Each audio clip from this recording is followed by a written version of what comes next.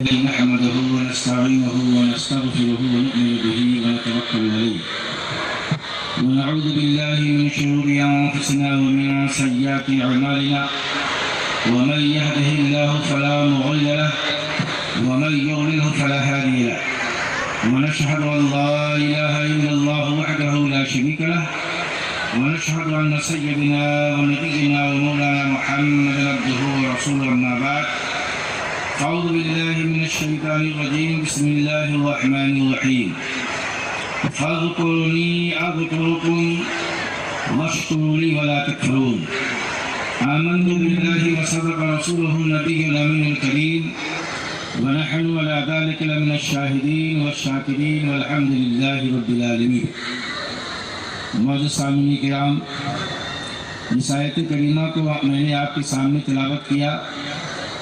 اس آیت کریمہ پر گفت و شنید سے قبل آئی حضرات نہایت ہی عقیدت احترام کے ساتھ گنبد خضرا کی جانب لگا کر اس بھی دینے والے آقا و داتا مدنی تاجدار دونوں عالم کے مالک و مختار سید ابرار و اخیار نور کی آنکھوں کے تارے سیدہ آمنہ کے جگر پارے کونین میں سب سے انوکھے اور سب سے نرالے حضور احمد مصطفیٰ کملی والے مصطفیٰ روحی فدا جناب محمد رسول اللہ صلی اللہ علیہ وسلم کی بارگاہ بے کس پناہ میں عقیدت و محبت کی اتھاہ گہرائی میں ڈوب کر غلامی کا ثبوت دیتے ہوئے درود پاک کی ڈالی نثار کریں۔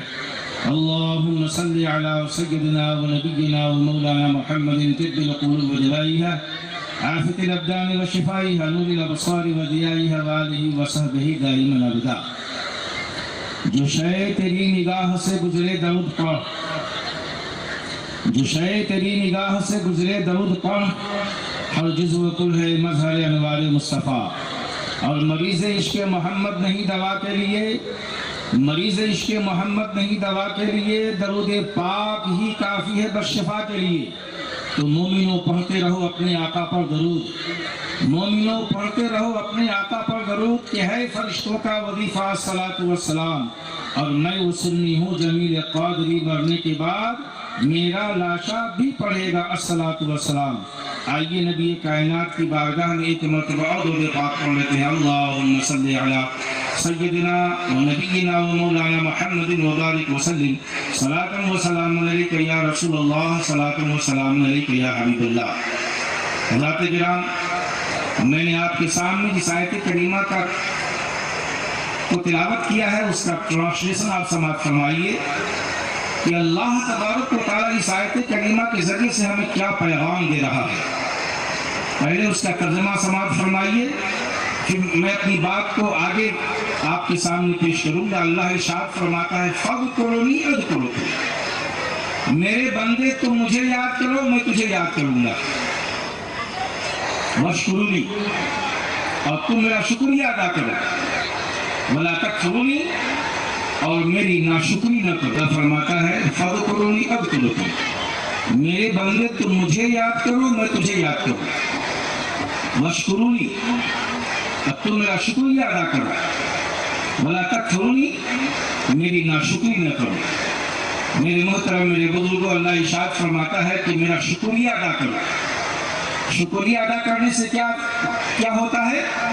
اللہ ارشاد فرماتا ہے لئن شکرتم لأزیدنکم، یعنی جو ہم نے تمہیں نعمتیں عطا فرمائی ہے، ان نعمتوں کا اگر تم شکریہ ادا کرو گے تو ہم تمہارے شکریہ ادا کرنے کی بنیاد پر اپنی نعمتوں میں زیادہ۔ تم نے میری ناشکری کی، جو نعمتیں ہم نے تمہیں دیا اس کی قدر نہیں کی، اس کا شکریہ ادا نہیں کیا، اس کا تم نے کفران کیا، تو میرے محترم میرے بزرگ اللہ ارشاد فرماتا ہے لئن کفرتم ان عذابی لشدید، اگر تم میری ناشکری کرو گے تو جان لو کہ میرا عذاب بہت سخت ہے۔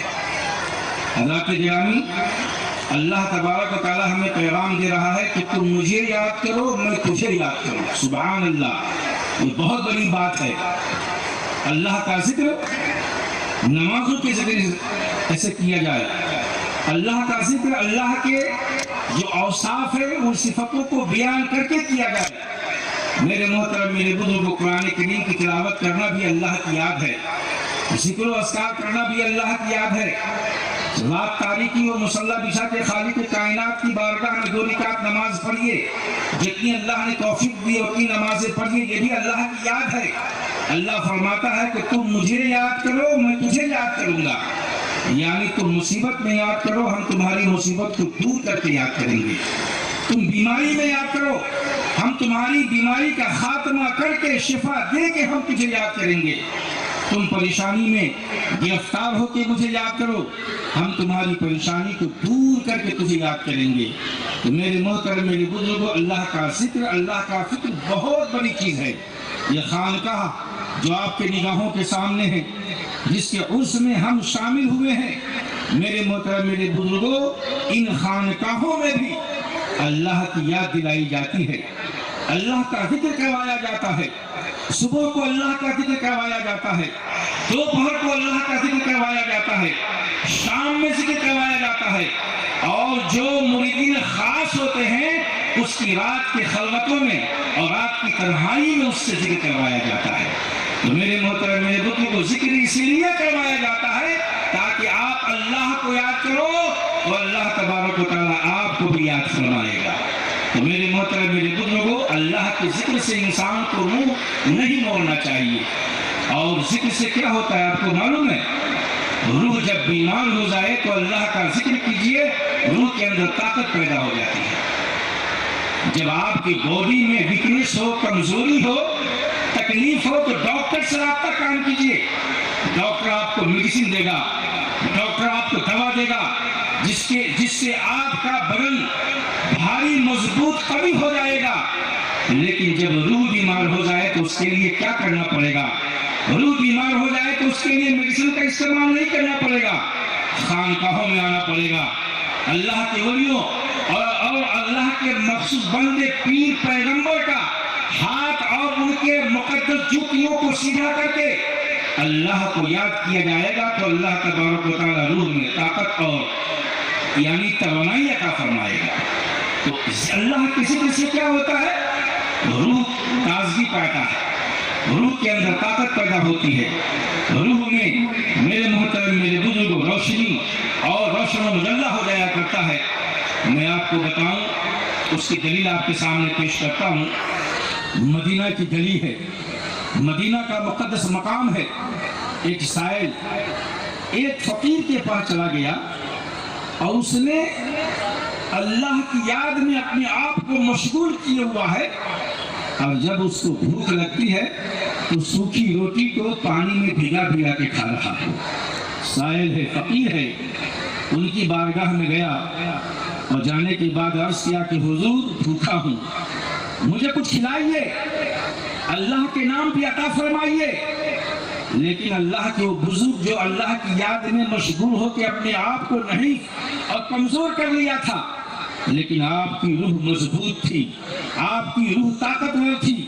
میرے محترم اور میرے بزرگوں، اللہ کو اس فقیر نے کہا کہ اللہ کے بندے دیکھو، میں تو سوکھی ہوئی روٹی کو پانی میں بھگا کے کھا رہا ہوں، اگر تم کو زیادہ چاہیے تو سامنے گھر ہے، اس گھر پہ چلے جاؤ، تمہیں مانگنے سے زیادہ تم کو عطا کیا جائے گا. سائل ہے، اس فقیر کے کہنے کی بنیاد پر سامنے والے گھر میں گیا اور سامنے والے گھر میں جانے کے بعد صدا لگائی، اللہ کے بندوں مجھے عطا فرماؤ، میں بھوکا ہوں، میں پیاسا ہوں، کئی دن سے کھانا نہیں کھایا ہوں. تو میرے محترم میرے بزرگ گھر کا دروازہ کھولا اور جو سائل جو فقیر چاہتا تھا اس کے چاہنے سے زیادہ ملا. میرے محترم میرے بزرگوں، جب زیادہ ملا تو اس فقیر نے مانگنے والے نے گھر والے سے کہا کہ آپ نے تو ہمیں توقع کس سے زیادہ عطا فرمایا ہے. اس سامنے بھی ایک فقیر بیٹھا ہوا ہے جو سوکھی ہوئی روٹی کو پانی میں بھگا کے کھا رہا ہے، اس آپ بھی اس کی طرف متوجہ فرمائیے. تو میرے محترم میرے بزرگ اہل خانہ نے کہا کہ اللہ کے بندے، جس فقیر کی طرف تو اشارہ کر کے کہہ رہا ہے وہ کوئی اور نہیں، وہ حضرت علی رضی اللہ تعالیٰ عنہ ہے، اور یہ مکان بھی انہی کا ہے. تو میرے محترم میرے بزرگوں، انسان جب اللہ کا ذکر کرتا ہے تو بدن نہیں پھلاتا ہے، بدن کمزور ہو جاتا ہے، لیکن اس کی روح مضبوط ہو گئی۔ اب ایسے ہی اگر آپ کی روح گناہوں کے دلدل میں پھنس کے کمزور ہو گئی ہے تو رات کا سناٹا ہو اور رات کے سناٹے میں وضو فرمائیے، مصلی بچھائیے اور مصلی بچھا کے اللہ کی یاد میں مستغرق ہو جائیے۔ آپ کا مصلی بعد میں اٹھے گا، اس سے پہلے اللہ تبارک و تعالیٰ آپ کی روح میں تازگی عطا فرما دے گا، اور ان خانقاہوں میں وہی سب کام ہوتا ہے۔ میرے محترم، میرے بزرگوں، جب آپ مصیبت میں گر جاؤ، پریشانی میں گر جاؤ اور دنیا کے مصائب و آلام میں گرنے کے بعد جب کوئی راستہ نہ ملے تو ان خانقاہوں کی طرف آؤ۔ جو پیر صاحب ہیں ان کا پیر پکڑ دو، ان کے دامن سے مچل جاؤ، وہ اللہ کا ورد سکھائیں گے، اللہ کی ضرب سکھائیں گے۔ اللہ تبارک و تعالیٰ آپ کے روح میں تازگی عطا فرما کر آپ کی مصیبتوں کو دور فرما دے گا۔ تو میرے محترم، میرے بزرگوں، اللہ کا ذکر بہت بڑی چیز ہے، انسان کو زمین سے اٹھا کر عرش اعظم پہ لے جاتی ہے۔ اللہ کی یاد، اللہ کا ذکر، اللہ کا فکر بہت بڑی چیز ہے، اور یہ سب خانقاہوں کے اندر ملے گا۔ یہ ہمارا خانقاہ قادریہ، اللہ کی بارگاہ میں دعا ہے کہ اللہ تبارک و تعالیٰ اس خانقاہ کو اور اس خانقاہ کے پیرانے اعظام کو اللہ تعالیٰ لمبی عمر عطا فرمائے۔ جو ان کے محبین ہیں، متوسلین ہیں، چاہنے والے ہیں، اللہ تبارک و تعالیٰ ان خانقاہوں کے ذریعے سے آپ کی مرادوں کو پورا عطا فرمائے۔ آمین۔ میرے محترم، میرے بزرگوں، اللہ کی یاد سے کیا ملتا ہے؟ اللہ کی یاد سے بہت کچھ ملتا ہے، جو نہ چاہیے وہ بھی ملتا ہے۔ آپ کو شاید معلوم ہوگا اس زمانے کے اندر لوگ پیرانے اعظام کی تذہیب کرتے ہیں، ان کا مذاق اڑاتے ہیں، طرح طرح کے افواہ بکتے ہیں، لیکن آئیے حضرت ابو علی شاہ قلندر کی بارگاہ میں چلتے ہیں کہ پیروں کا کیا مقام ہوتا ہے۔ حضرت ابو علی شاہ قلندر ہے، ان کی بارگاہ میں آپ کا ایک مرید آیا اور آنے کے بعد کہا کہ حضور میں حج کرنے جانا چاہتا ہوں، الحمدللہ یہ حج کا موسم ہے۔ آیا اور کہا کہ حضور میں حج کرنا چاہتا ہوں، تو پیر و مرشد نے کہا کہ نہیں، اس سال حج کرنے مت جاؤ۔ پیر و مرشد کا حکام آنکھ سر کے اوپر، پیر نے کہہ دیا کہ مت جاؤ، تو نہیں گئے۔ دوسرا سال آیا، حجاج کرم کشاں محبت بھرے انداز میں جب خانہ کعبہ اور مدینہ پاک کی ذات کے لیے روا دما ہوئے تو بندہ مومن ان کی بارگاہ میں جاتا تھا، ان کے جاتے ہوئے دیکھتا تھا تو ان کی آنکھیں بھر آتی تھی۔ پھر حضرت کی بارگاہ میں آیا اور کہا کہ حضور میں اس سال حج کرنے جانا چاہتا ہوں۔ پھر پورے مرشد نے آپ کو منع فرما دیا۔ جب تیسرا سال آیا تو کہا کہ حضور اس سال مجھے اجازت دیجئے کہ میں حج کرنے جاؤں۔ پیر و مرشد نے کہا کہ ٹھیک ہے، تو کہتا ہے تو جا، لیکن ہماری مرضی تو نہیں ہے۔ میرے محترم، میرے بزرگوں، لیکن ہماری ایک نصیحت کو یاد کرنا، حرم کعبہ میں جانا، حرم مدینہ میں جانا، جہاں بھی جانا تو تیری ذات سے کسی کو تکلیف نہیں ہونا چاہیے، اور تکلیفوں کو اپنے اوپر سہ لینا، لیکن تیری ذات سے کسی کو تکلیف ہونا چاہیے۔ حضرت ابو علی شاہ قلندر کا وہ مرید ہے، گیا حج کرنے کے لیے، حرم کعبہ میں پہنچا، طواف کیا، مینا میں گیا، مزدلفہ گیا، عرفات گیا، رمی جمار کیا، پھر آنے کے بعد پھر اس نے طواف کیا، حج کے ارکان کو مکمل کر لیا۔